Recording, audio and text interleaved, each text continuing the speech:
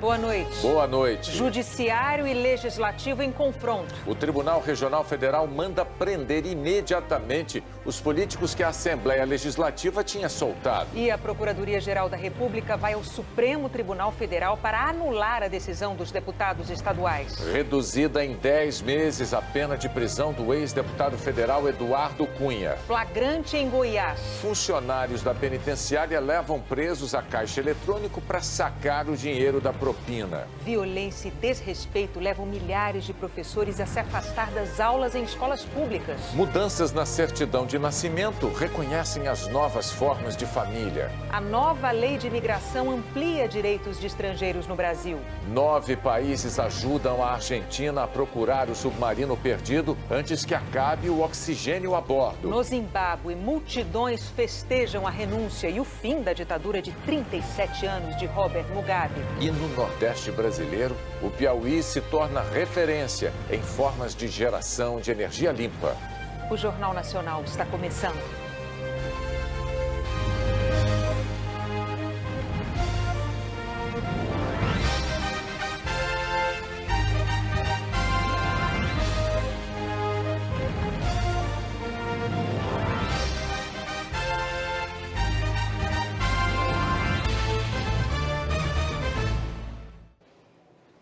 O presidente da Assembleia Legislativa do Rio, Jorge Pisciani, e mais 2 deputados estaduais, todos do PMDB, voltaram para a prisão por decisão do Tribunal Regional Federal da 2ª Região. São todos suspeitos de receber propina e tinham saído da cadeia na última sexta-feira, depois de uma sessão extraordinária em que colegas parlamentares decidiram soltá-los. O manifestante esperou a chegada dos deputados ao IML para comemorar a volta deles à prisão. O presidente da Assembleia Legislativa do Rio, Jorge Pisciani, e os deputados Paulo Melo e Edson Albertassi, todos do PMDB, se entregaram na sede da Polícia Federal assim que saiu a decisão. Eles tinham sido presos na semana passada na Operação Lava Jato, suspeitos de receber propina para defender interesses de empresários dentro da Alerj. A ordem foi do Tribunal Regional Federal, que considerou crime em flagrante e inafiançável. Como manda a Constituição Federal e a Constituição do Estado do Rio, a decisão foi enviada para a apreciação da Assembleia Legislativa. A Assembleia convocou uma sessão na última sexta-feira. A votação foi tumultuada. Uma ordem judicial garantiu o acesso da população às galerias da casa, mas a oficial de justiça chegou a ser barrada por seguranças.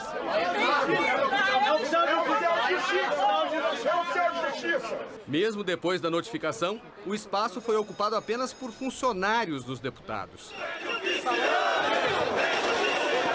Do lado de fora, houve confronto entre a polícia e quem queria participar da sessão. Por 39 votos a 19, a Assembleia mandou soltar os parlamentares sem comunicar à Justiça e sem o alvará de soltura expedido por um juiz. A Secretaria de Administração Penitenciária recebeu apenas um ofício e os deputados saíram num carro oficial da Alerj. Eles ficaram menos de 24 horas na cadeia. Os desembargadores do TRF consideraram uma afronta a Assembleia Legislativa não ter comunicado o tribunal e ainda ter libertado os deputados sem autorização judicial. O senhor pode soltar quem pode prender, o senhor pode expedir o alvará de soltura quem pode expedir mandado de prisão. Sobretudo quando a prisão decorre de prisão preventiva. Numa nova sessão extraordinária hoje, por unanimidade, os magistrados mandaram prender novamente os 3 parlamentares e afastaram os deputados do cargo.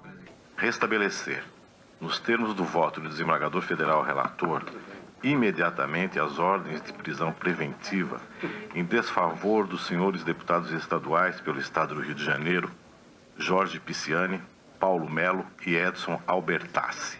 Os desembargadores criticaram o uso indiscriminado da prerrogativa de foro. Eu repito que as prerrogativas, em razão do cargo dos senhores deputados, servem para proteger o parlamentar de abusos indevidos. Não servem para resguardar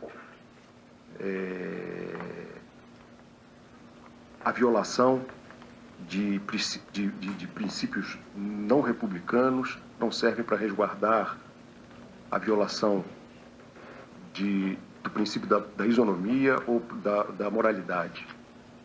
Porque aí não se trataria de prerrogativas, mas de privilégios. O leigo acha, o leigo que não está ligado à justiça, à advocacia, nada, acha, mas será que o judiciário não está um pouco de joelho, tudo isso aí? Não está, não. Nunca esteve e nunca estará. Os desembargadores decidiram que desta vez a ordem de prisão não vai ser submetida à Assembleia Legislativa do Rio. E mais, se a Alerj criar obstáculos para qualquer medida contra os deputados, eles vão pedir intervenção federal no Rio de Janeiro. Os desembargadores deixaram claro que os deputados presos só poderão recorrer contra a decisão em instâncias superiores. A defesa de Jorge Pisciani disse que vai fazer isso. Eles restabeleceram uma prisão que a Casa Legislativa estimou descabida, como manda a Constituição. O que o tribunal fez foi descumprir a Constituição Federal e violar a Constituição do Estado do Rio de Janeiro. Foi isso. Ontem, em entrevista à BBC Brasil, o ministro do Supremo Tribunal Federal, Luiz Fux, disse que a Assembleia Legislativa do Rio não poderia ter libertado os presos sem consultar o judiciário. De sorte que é uma decisão lamentável, é uma decisão que desprestigia o Poder Judiciário, gera uma sensação de impunidade e certamente será revista pelo Supremo Tribunal Federal. No fim da tarde, os deputados foram levados para a cadeia pública de Benfica, onde estão outros presos da Lava Jato, como o ex-governador Sérgio Cabral. Na porta do presídio, outra comemoração pela volta dos parlamentares. Essa noite vai ser diferente da última sexta-feira, quando o presidente da Assembleia, Jorge Pisciani, chegou a fazer um brinde à liberdade. O deputado afastado Paulo Melo disse que considera injusta a decisão do TRF, que não cometeu nenhum crime e que não existe nenhum indício de que estaria atrapalhando as investigações. O advogado do deputado afastado Edson Albertassi criticou o fato de a defesa não poder se manifestar no julgamento e afirmou que vai recorrer da prisão.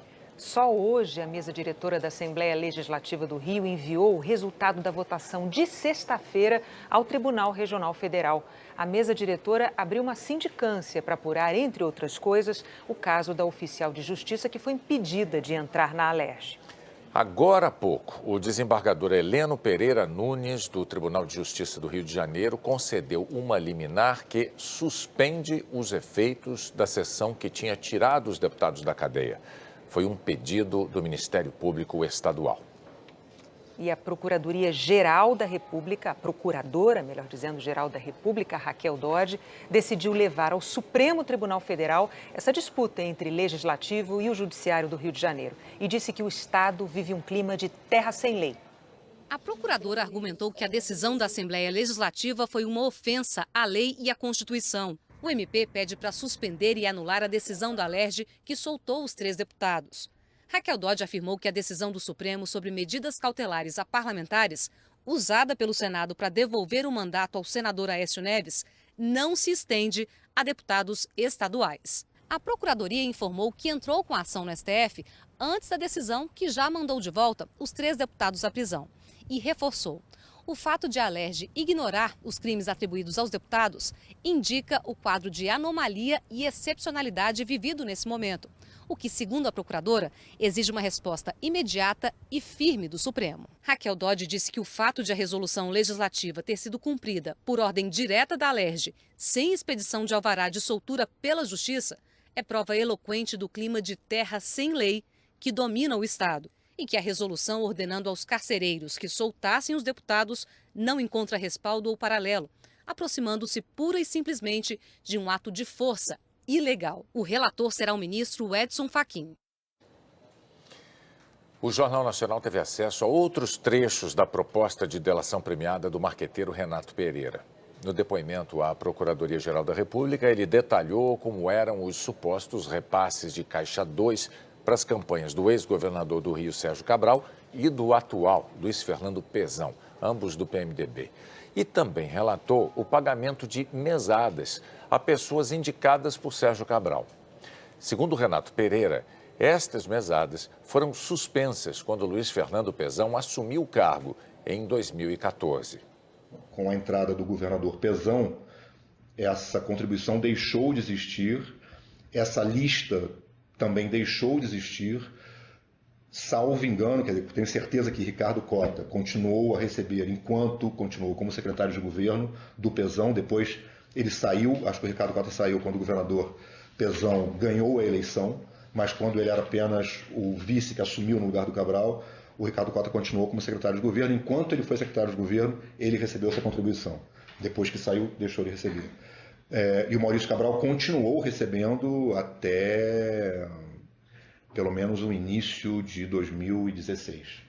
Mas todos os demais nomes que eu mencionei aqui, com certeza absoluta, Roberto Berliner, Dodô Brandão, Peninha, a maior parte desses nomes deixou de receber a partir do momento que o Pezão entrou. Ele nunca pediu isso nem para ele e nós automaticamente paramos de pagar as outras pessoas. A defesa do irmão de Sérgio Cabral, Maurício Cabral, afirmou que desconhece os fatos relatados por Renato Pereira.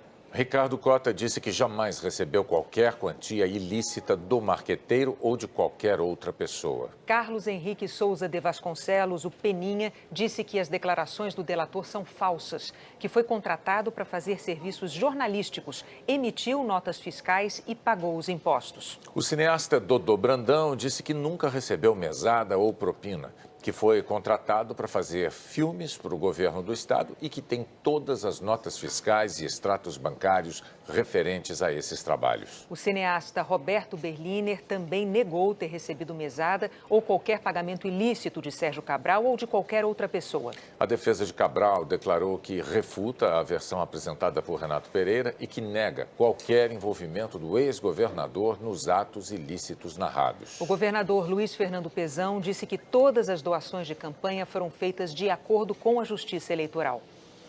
A Força-Tarefa da Lava Jato prendeu em Camaçari, na Bahia, um ex-gerente da Transpetro, que é uma subsidiária da Petrobras. José Antônio de Jesus é suspeito de receber 7 milhões de reais em propina para favorecer uma empresa de engenharia em contratos com a Transpetro. Os investigadores afirmam ter indícios de que parte do dinheiro foi repassada para o Partido dos Trabalhadores. Nós não conseguimos contato com a defesa de José Antônio de Jesus. O Partido dos Trabalhadores declarou que não tem qualquer participação nos fatos investigados e que tomará medidas judiciais contra quem acusa sem provas. O Tribunal Regional Federal da 4ª Região, que julga os recursos da Lava Jato, diminuiu a pena do ex-deputado Eduardo Cunha em 10 meses. Em março, o juiz Sérgio Moro condenou Cunha a 15 anos e 4 meses por corrupção, lavagem de dinheiro e evasão de divisas, na ação em que ele foi acusado de receber propina de $1,5 milhão por ter intermediado a compra pela Petrobras de parte de um campo de petróleo na África. O campo estava seco. No julgamento de hoje, o desembargador João Pedro Gebran Neto votou pelo aumento da pena para 18 anos e 6 meses, baseado no fato de o réu ter condições sociais e intelectuais de reconhecer e resistir à prática do ilícito e ainda assim praticá-lo. O desembargador Leandro Paulsen manteve a sentença de Sérgio Moro, mas excluiu um dos crimes de lavagem de dinheiro, porque Cunha já tinha sido condenado por esse crime, no que foi acompanhado pelo desembargador Vitor Laus. A pena que chega no voto para Eduardo Constantino Cunha fica em 14 anos e 6 meses de reclusão, a ser cumprido inicialmente em regime fechado, acrescida dos 367 dias multa, no valor individual de 5 salários mínimos. Este é o voto revisão desta ação penal. A turma, por unanimidade, decidiu julgar prejudicadas as razões do agravo regimental interposto por Eduardo Cunha. A pena de Eduardo Cunha acabou sendo reduzida para 14 anos e 6 meses de prisão, 10 meses a menos que a condenação aplicada por Sérgio Moro. A defesa já adiantou que vai recorrer, porque a decisão não foi unânime. O julgamento ele teve um aspecto positivo, que uma das imputações foi absolvida. No entanto, ele manteve a sentença em alguns aspectos, e por isso a gente vai recorrer, porque de fato não há prova alguma de que o Eduardo tenha recebido uma vantagem devida de corrupção. Cunha está preso desde outubro do ano passado, na região metropolitana de Curitiba, e responde a outras ações penais no Rio de Janeiro, Rio Grande do Norte e Distrito Federal. O TRF4 também negou, por unanimidade, um recurso da defesa da ex-primeira-dama Marisa Letícia. O juiz Sérgio Moro tinha decidido que a punibilidade tinha que ser extinta com a morte dela. Mas os advogados queriam que ela fosse absolvida sumariamente nos processos que envolvem o triplex do Guarujá e a compra do apartamento vizinho ao do ex-presidente Lula, além do terreno que seria para o Instituto Lula. Hoje, os desembargadores mantiveram a decisão de Sérgio Moro. Os advogados afirmaram que vão recorrer. Uma operação do Ministério Público de Goiás prendeu servidores do sistema penitenciário suspeitos de cobrar propina de presos. A viatura parada do lado de fora do banco é da Agência Prisional Goiana. Os homens algemados são detentos do presídio de Anápolis. Escoltados pelos agentes, eles vão até a boca do caixa e sacam dinheiro. 3 num único dia. Aqui é o agente prisional quem digita a senha do preso. Esse dinheiro é pego pelas mãos dos próprios agentes. Eles ficavam com grande parte desse dinheiro surrupiado. Os saques aconteciam 2 vezes por semana. As saídas eram agendadas. O bilhete apreendido numa das celas mostra a combinação entre os diretores e os detentos. A lei de execuções penais só permite a saída do preso em 2 situações: para ir ao velório de um parente ou para fazer um tratamento num hospital. Mas durante as investigações, os promotores descobriram que, além de ir ao banco, os detentos tinham também outros benefícios, tudo negociado com os servidores. Era a chamada tabela das regalias. Para ter acesso a celular, R$1.000. Uma lata de cerveja valia R$30. Os presos recebiam pizza e, no meio da noite, saíam para se divertir nas boates da região. O relato de um agente penitenciário que denunciou o esquema e está sob proteção revela o tamanho da farra. Não entra um avião porque não passa na portaria. Os servidores também aceitavam outro tipo de pagamento. Aqui o supervisor de segurança da cadeia aparece usando uma joia. Segundo os investigadores, foi pagamento em troca de uma transferência de unidade. Uma unidade de cumprimento de pena virou um negócio muito rentável. Hoje, todas as celas e presos foram revistados. Nessa, a polícia encontrou drogas e celulares escondidos na parede. Foram apreendidos R$70 mil. Entre os 11 presos na operação de hoje estão o diretor da unidade, Fábio Oliveira, e o chefe de segurança, Edinaldo Monteiro. Eles vão responder por corrupção passiva e ativa. Nós não conseguimos contato com a defesa de Fábio Oliveira e Edinaldo Monteiro. Enquanto isso, num lugar onde as novas gerações de brasileiros deveriam estar sendo educadas, a violência e o desrespeito estão tirando professores das salas de aula.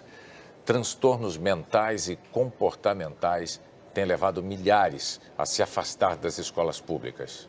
Aí você vai para a escola, você entra dentro da sala de aula, você fica, assim, em pânico se vai acontecer alguma coisa. Comecei a chorar, porque é a forma de gritar, socorro, eu preciso de ajuda. Os relatos são muitos e a lista de motivos com dor vai sendo escrita. Indisciplina dos alunos, falta de apoio de pais e diretores, assédio moral e a violência que explode. Já havia tempo que eu dizia que não fazia as atividades pedidas. Então eu fui cobrar, apenas cobrar. É agressivo não só comigo, mas com alguns colegas.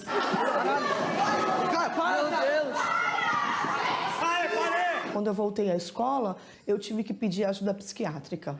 O que aconteceu com a professora de uma escola particular em Santos, no litoral paulista, está ganhando contornos de uma epidemia nas públicas. É o que mostram números obtidos pela Globo News via Lei de Acesso à Informação. Enfrentar os problemas das salas de aula está adoecendo os professores. Em 2015, mais de 25 mil docentes da rede estadual de ensino em São Paulo pediram afastamento por transtornos mentais e de comportamento. No ano passado, esse número quase dobrou e problemas como ansiedade, depressão e síndrome do pânico foram responsáveis por 37% das licenças médicas. Até setembro deste ano, 27 mil já se afastaram. Apesar da queda de licenças, os transtornos mentais continuam respondendo por 36% dos afastamentos. Márcia tirou 3 licenças este ano para tratar de depressão e ansiedade. Tudo dentro de você está tremendo, você tem falta de ar, é aquela coisa que você não consegue respirar muitas vezes, a glote chega a fechar. é complicado. A Secretaria Estadual da Educação tem investido na figura do mediador de conflitos, professores e vice-diretores treinados com essa finalidade. Violência verbal, violência física, consumo de drogas lícitas, consumo de drogas ilícitas. Então, esse profissional vai trabalhar esse assunto de um ponto de vista pedagógico. Os especialistas em educação dizem que é preciso fazer mais. O Brasil foi colocando para debaixo do tapete as políticas docentes, como se fosse apenas uma pauta sindical. Talvez seja o maior desafio da educação brasileira, é ajudar esse professor a ser o profissional que a gente tanto precisa.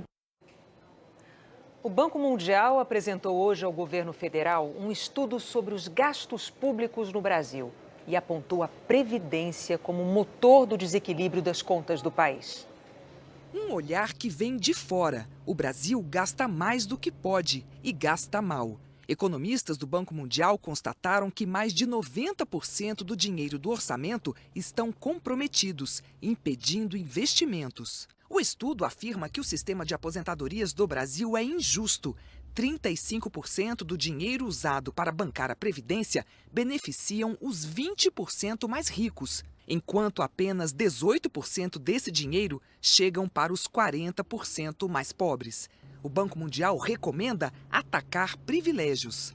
O valor dos salários pagos aos servidores públicos federais é muito mais alto que o valor pago pelo setor privado, 67% a mais, uma conta desigual e que tem consequências na Previdência. No ano passado, o rombo do INSS atingiu 150 bilhões de reais para pagar 29 milhões de aposentados e pensionistas do setor privado. Nas aposentadorias públicas pagas pela União, o rombo alcançou 77 bilhões de reais para pagar menos de 1 milhão de beneficiários. O estudo do Banco Mundial sugere tributar as aposentadorias e pensões mais altas de servidores.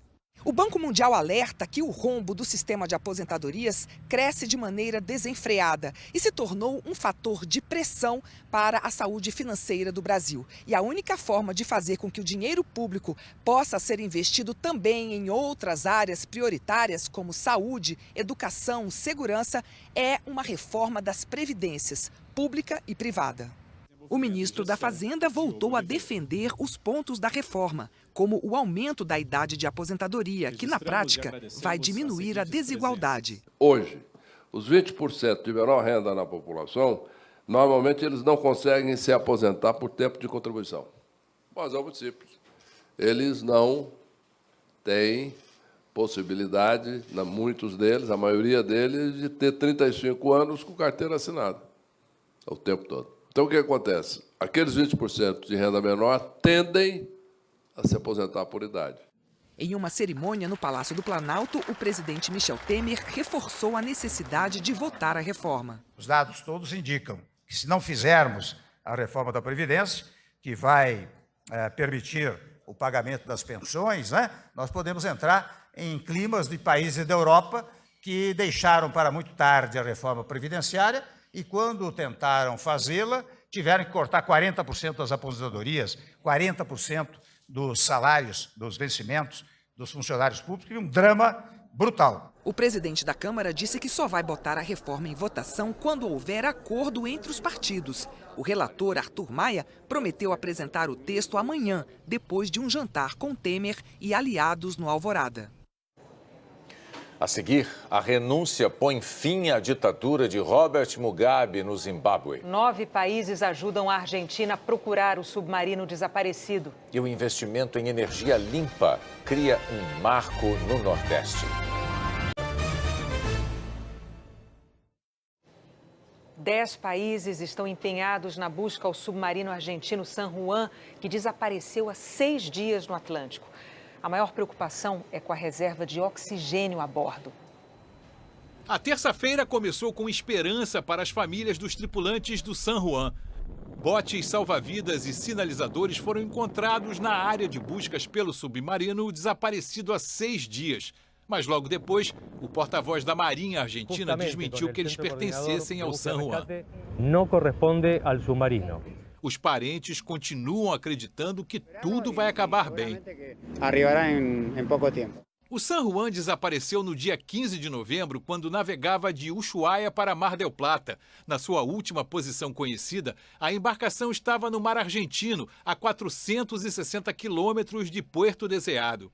O San Juan é um dos 3 submarinos da frota argentina, de fabricação alemã. Tem 65 metros de comprimento, 7 de largura e leva 44 tripulantes.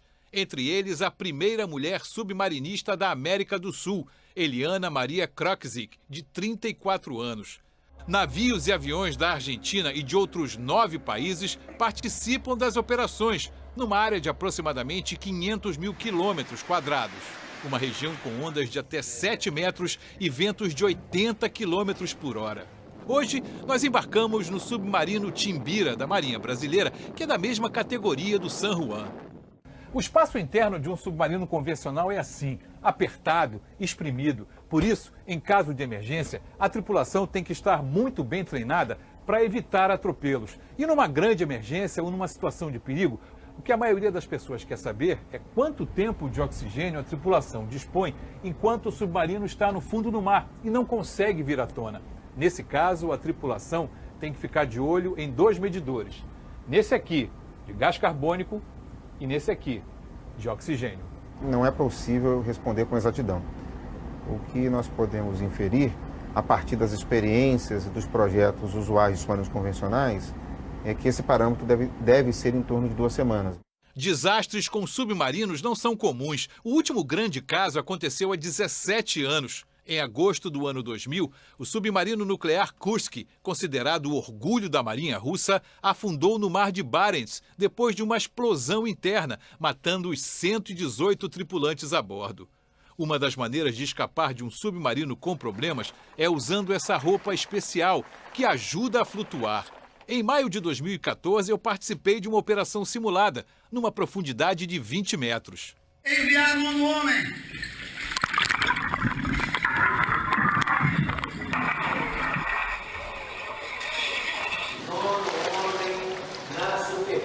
Existem registros de escape durante exercícios que excederam a profundidade de 150 metros.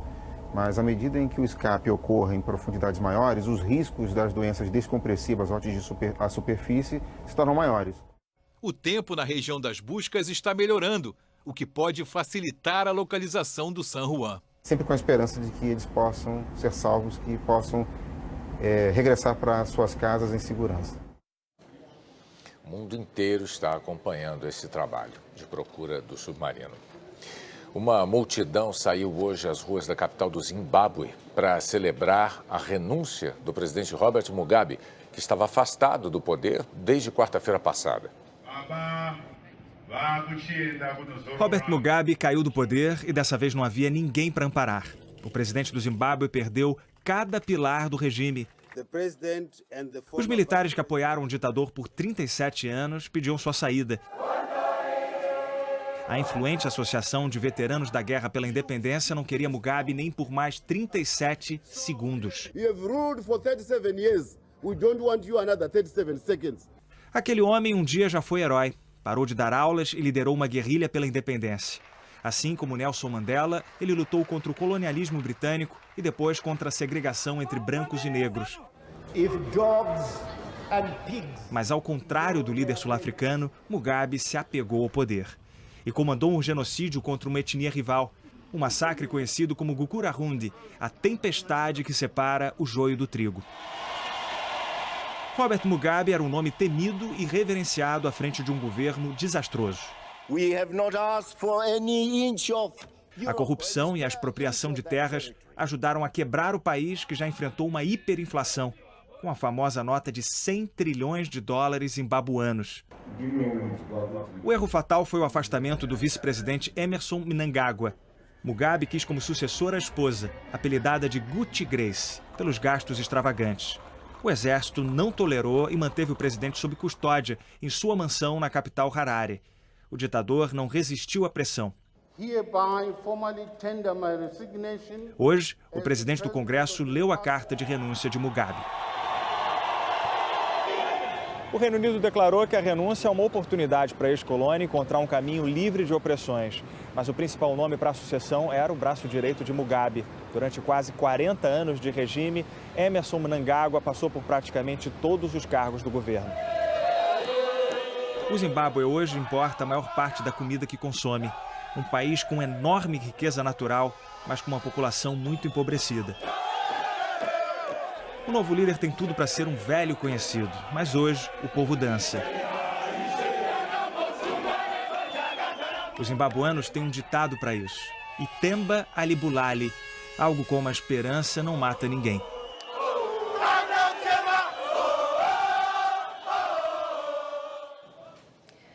O governo do presidente americano Donald Trump decidiu suspender o programa que permitia que refugiados haitianos vivessem e trabalhassem legalmente nos Estados Unidos. 60 mil vivem no país desde 2010, quando um terremoto devastou o Haiti e matou mais de 200 mil pessoas. Os haitianos terão que sair até julho de 2019.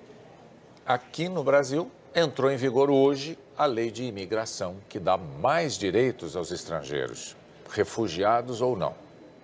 Nos computadores da corretora de valores passam fortunas em ações, dólar. Na tela na frente do Jeff tem algo muito mais valioso: a família que ele deixou na República Democrática do Congo, na África. Minha primeira filha. Jeff era professor de contabilidade e ativista de direitos humanos. Teve que fugir porque o país dele vive uma guerra civil. Eu quero viver com gente, com minha família aqui no Brasil, como foi lá no Congo. Jeff é um dos 3 africanos contratados pela corretora, todos com formação universitária e todos ralaram muito até chegar aqui.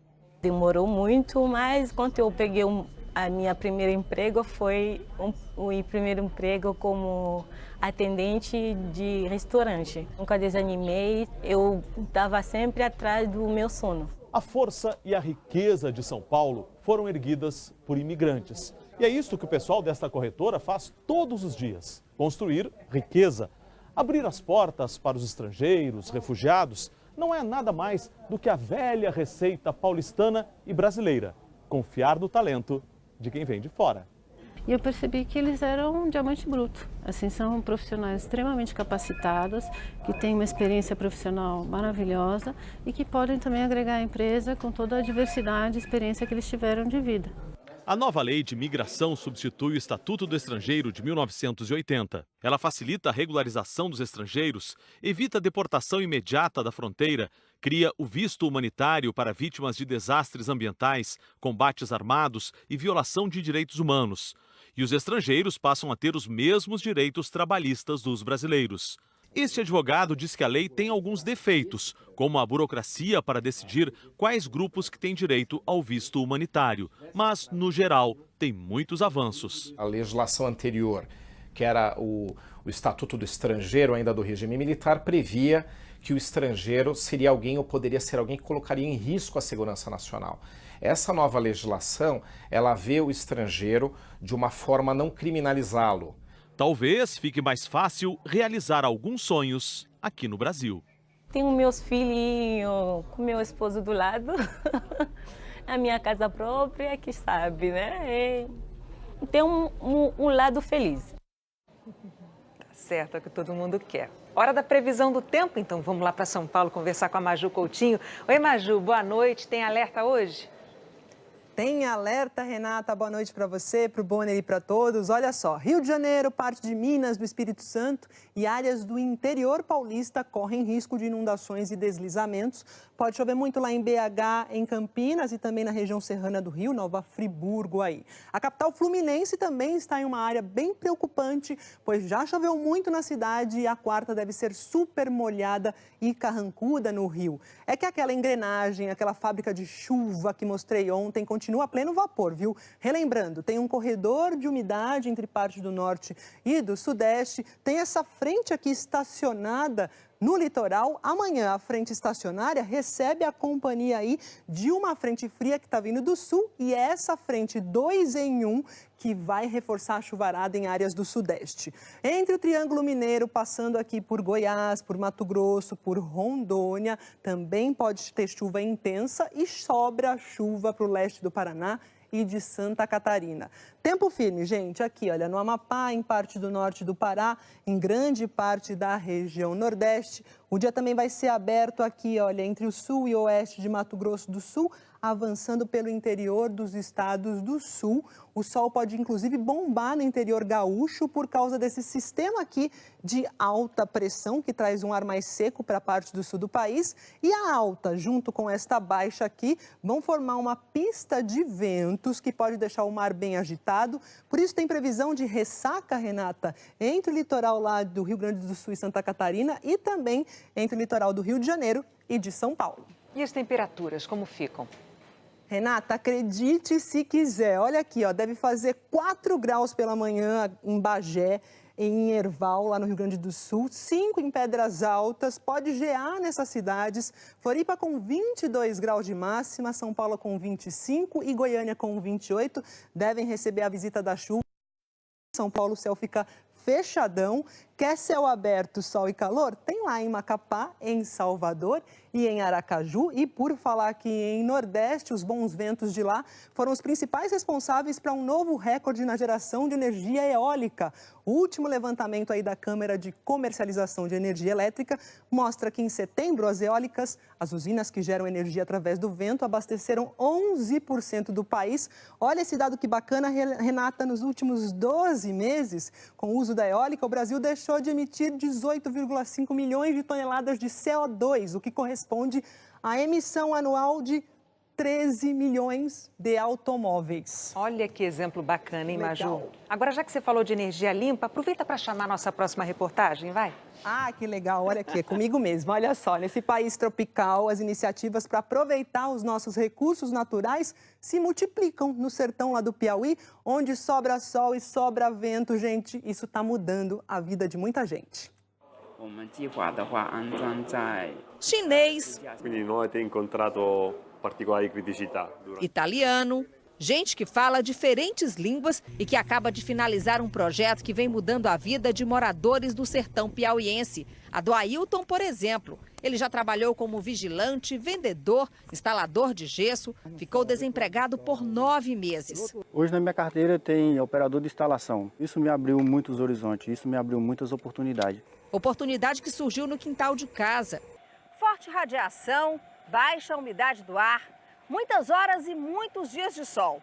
Essas características atraíram aqui para o Piauí o maior parque de energia solar em operação da América do Sul. Estamos num cenário que mais parece de um filme de ficção científica. São quase 1 milhão de painéis distribuídos numa área do tamanho de 700 campos de futebol. A usina fica na cidade de Ribeira do Piauí, a 490 quilômetros de Teresina. Ela acaba de entrar em operação, fornecendo ao Sistema Interligado Nacional 292 megawatts, energia suficiente para abastecer diariamente uma cidade com 1.200.000 pessoas. Isso é uma indicação da potencialidade da energia solar como fonte de contribuição às necessidades da matriz energética do país. Hoje, a participação da energia solar na matriz energética do Brasil é de apenas 0,2%. A meta do setor é atingir 10% em 2030. Já o vento é aproveitado por aqui há um bom tempo. Em 2008, foi instalado o primeiro parque de energia eólica no Piauí. De lá para cá, já são 36 parques funcionando e mais 27 em construção. Hoje, o estado está entre os maiores produtores deste tipo de energia do país. Seu Francisco e Dona Margarida já sabem o tamanho desse impacto. Hoje eles vivem numa casa novinha com 5 quartos e um caminhão na garagem. Parte das terras do casal foi arrendada para a instalação de 2 torres eólicas. Mudou muito, que a gente não se preocupa mais com o dinheiro da feira, graças a Deus tem, a gente já sabe que tem todo mês. Adoramos caminhar entre Já essa comunidade quilombola também saiu ganhando com a energia solar. Recebeu livros dos funcionários da empresa. A escola foi pintada e cercada e parte do material se transformou numa pracinha. O nosso sol natural está ajudando bastante. Então a gente fica feliz por isso, porque através dessa solar foi onde chegou muitos benefícios para o nosso Piauí. Daqui a pouco a gente volta com as novidades que foram incorporadas pelas certidões de nascimento, de casamento e os atestados de óbito.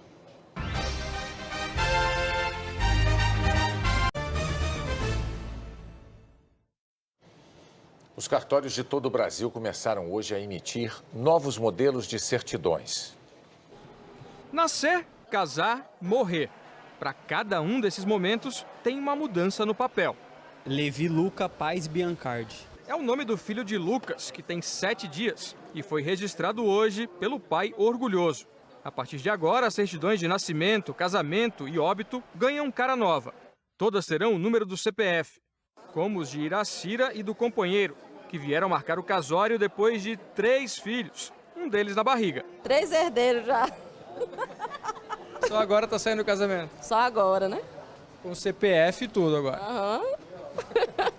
Quem já tem esses documentos não precisa fazer nada, mas se quiser, pode incluir o número do CPF nos cartórios de graça. Não precisa mudar nada. A única obrigatoriedade que a gente tem hoje é da criança que nasce, obrigatoriamente a gente vai colocar o CPF. Além do local de nascimento, surge o item naturalidade. O registro pode vir no nome da cidade onde a criança nasceu ou onde a mãe mora. Também tem espaço para juntar no futuro informações como RG, passaporte, título de eleitor e até tipo sanguíneo. A expectativa é diminuir a burocracia, os custos e as fraudes. A norma facilita o reconhecimento de novos modelos familiares, como a chamada paternidade ou maternidade socioafetiva. Na certidão de nascimento, a mudança abre caminho para que uma criança seja registrada em cartório por uma mãe ou um pai não biológico, sem necessidade de autorização judicial. Por exemplo, uma mãe solteira que registrou sozinha o filho. O novo companheiro dela pode reconhecer a criança como filho no cartório, desde que haja consentimento da mãe e da própria criança, se ela tiver mais de 12 anos. Aquele que reconhece passa a ter as mesmas obrigações e os mesmos deveres como se um pai biológico fosse. Então poderíamos citar o direito à herança, o direito à pensão alimentícia, nome. Tudo isso vale para famílias de casais hétero ou homossexuais. Ana e Natália estão casadas há 2 anos. Sempre quiseram ter um filho. Arthur nasceu depois de uma fertilização in vitro. Elas conseguiram registrá-lo no nome das duas, mas na época havia cartórios que não aceitavam esse tipo de registro. Não era uma coisa uniformizada, né? Não existe mais uma questão de o juiz faz ou o juiz não faz. Agora é uma questão de lei, todos têm que fazer igual. Isso facilita a vida de todo mundo, né? E dá visibilidade para famílias também que são diferentes, as famílias são diferentes. É o afeto que conta. A FIFA baniu 3 ex-dirigentes que confessaram para a justiça americana o envolvimento em esquemas de corrupção no futebol. São eles Rafael Esquivel, ex-presidente da Federação da Venezuela e ex-vice-presidente da Confederação Sul-Americana de Futebol, Richard Lai, ex-presidente da Federação de Guam e ex-membro do Comitê de Auditoria e Confiança da FIFA, e Júlio Rocha, ex-presidente da Federação da Nicarágua e ex-membro do Gabinete de Desenvolvimento da FIFA. Amanhã, pela 5ª vez na história, o Grêmio vai começar a disputa de uma final de Libertadores. E vai ser em casa contra o Lanús, da Argentina. A bandeira da torcida aqui tem mais uma utilidade: ajuda a esconder o treino. Quando os portões foram abertos, o que deu para ver foi a tranquilidade de quem tem todos os titulares à disposição para a final. E se os jogadores do Lanús também fizeram questão de demonstrar um clima leve no treino, já começaram a guerra psicológica.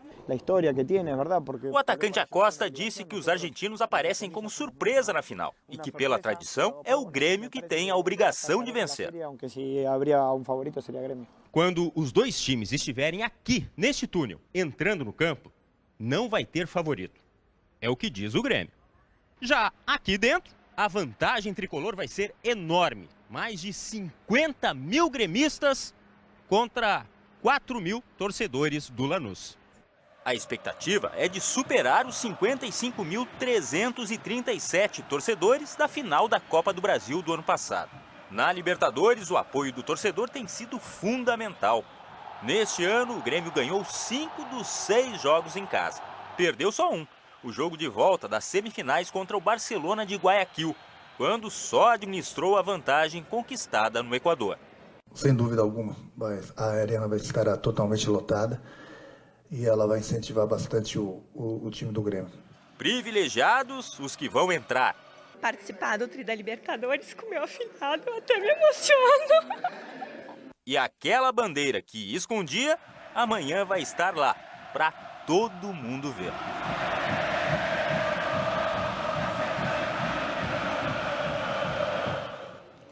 O Emmy Internacional anunciou ontem à noite em Nova York os vencedores dessa espécie de Oscar da TV mundial.